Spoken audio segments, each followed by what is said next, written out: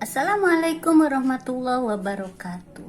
Jumpa lagi di channel YouTube saya yang seperti biasa saya akan membahas tentang pendidikan agama Islam atau PAI. Dan untuk kali ini pembahasannya yaitu tentang fikih wanita. Ya. Dan masalah apa yang akan saya bahas? Simak terus videonya ya.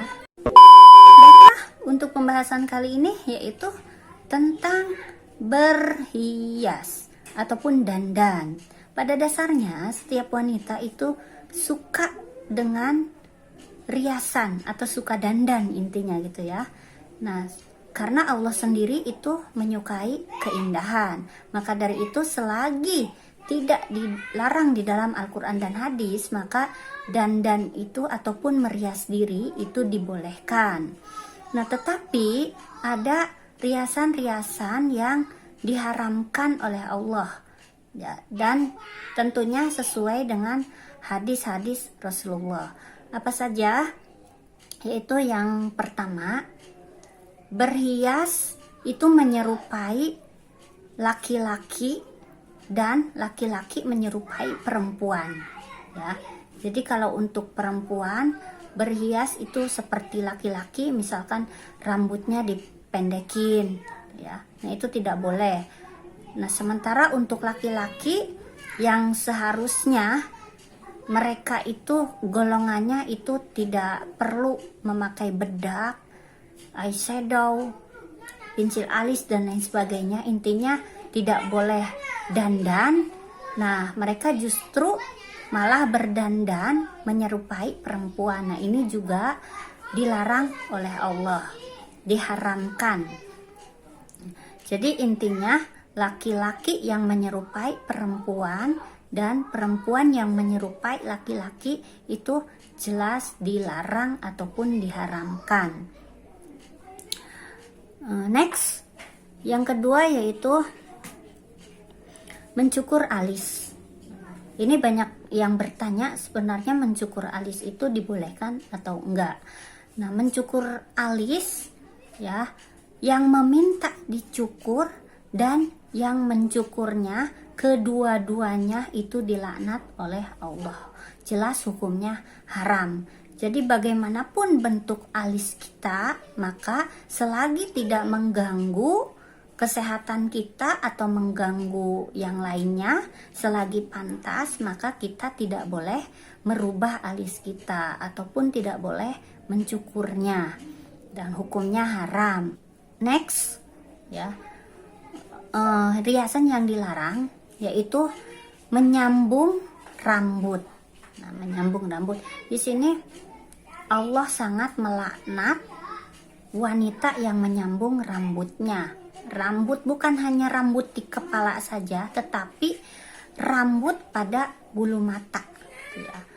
Nah, tapi di sini kecuali juga ya, kalau misalkan menyambungnya dengan rambut asli dan dengan jangka waktu yang permanen, yang lama, maka itu diharamkan. Tetapi kalau hanya sekedar menyambung bulu mata untuk keundangan misalkan, dan itu pun ya bulu mata palsunya itu hanya dari alatnya plastik gitu ya, maka itu diperbolehkan dan itu pun sifatnya tidak permanen ya. Jadi setelah dipakai ya bisa dilepas lagi. Tapi kalau misalkan tanam bulu mata yang seperti itu, nah itu yang dilarang ataupun diharamkan. Bahkan di sini Allah melaknat orang yang menyambung rambut dan mencukur alis tadi. Next, mentato. Mentato apa? Mentato alis. Kemudian sekarang lagi musim tato-tatoan ya. Bukan hanya tato di tubuh saja, tetapi mentato alis ya. Alis itu dicukur aja itu tidak boleh, apalagi ditato yang itu bentuknya permanen ya. Nah, jadi diberi pewarna ya, kemudian dimasukkan ke kulit atau apa, itu saya kurang tahu masalah tato alis ini, ataupun sulam alis, sulam bibir, itu sama aja ditato sih ya, karena memang bentuknya itu permanen. Sementara yang ada di wajah kita, nah itu semuanya terkena air wudhu ya. Jadinya nanti tidak terkena kulit ketika kita mentato alis ataupun menyulam bibir. Jadi lebih baik alami dan natural saja. Apa sih solusinya? Ya solusinya tadi pakai pensil alis. Kalau pensil alis kenapa dibolehkan? Karena tidak permanen. Ketika kita mau dandan dipakai, kena air, udah selesai. Nanti juga hilang lagi. Begitupun dengan sulam bibir, kenapa tidak diperbolehkan? Karena memang ada solusinya, yaitu dengan adanya bermacam-macam lipstik. Itu pun warnanya bisa kalian pilih bebas ya. Mau warna yang kalem, mau warna yang ngejreng gitu, silahkan ya. Tidak dilarang selagi lipstik itu tidak permanen. Ya iyalah tidak permanen ya, karena kalau udah dipakai itu kena minyak aja, kalau kita makan gorengan itu hilang lipstik itu ya. Jadi jarang ya, kalaupun lipstik itu matte sekalipun tetap aja ya, kalau kena minyak ataupun digosok-gosok pakai air itu pasti akan hilang. Nah itu baru diperbolehkan ya. Itulah bagusnya Islam ya, selalu ada solusi di balik larangan atau di balik apa yang diharamkan. Kemudian memakai wig itu masuk ke menyambung rambut. Ini tidak beraturan ya, tapi udahlah biarin ya, soalnya ini tidak pakai skrip lagi. Memakai wig juga sama dengan menyambung rambut, apalagi wig itu sebenarnya itu kan terbuat dari rambut ya, dari rambut asli, makanya itu dilarang, tidak boleh. Tapi kan kalau pakai wig itu kan menutup aurat juga, jadi rambut aslinya nggak kelihatan. Ya tetap aja tidak boleh ya, namanya juga menyambung, jadi tetap itu terlihat rambut, bukan terlihat menutup auratnya. Jadi seolah-olah pengen tampil cantik gitu, tidak boleh ya intinya. Nah next yaitu memakai make up yang tidak halal. Itu jelas haram ya, tidak halal ya haram lah ya. Makanya di sini makeup itu dilihat dulu apakah sudah terdaftar halal ya ataupun belum. Nah kemudian next makeup yang waterproof. Nah yang ini ya, contohnya apa? Contohnya kayak ini, maskara. Ini maskara ini kalau dipakaikan ke bulu mata ya, apalagi dengan berlayer-layer, maka akan si bulu mata itu akan terlihat lentik, tebal ya, tetapi nanti air tidak masuk. Nah maka inilah yang tidak boleh. Waterproof itu yang kalau kena air itu tidak luntur. Nah itu waterproof ya. Kalau dipakai untuk wudhu ini tidak boleh. Sebenarnya sih hukumnya boleh dipakai ya, dengan syarat ketika mau wudhu maka si maskara yang ini itu harus kan dibersihkan sampai tidak jeger, apa sih ya, tidak lentik gitu ya, sampai semula lagi bulu matanya. Nah ini ya, ini yang dilarang.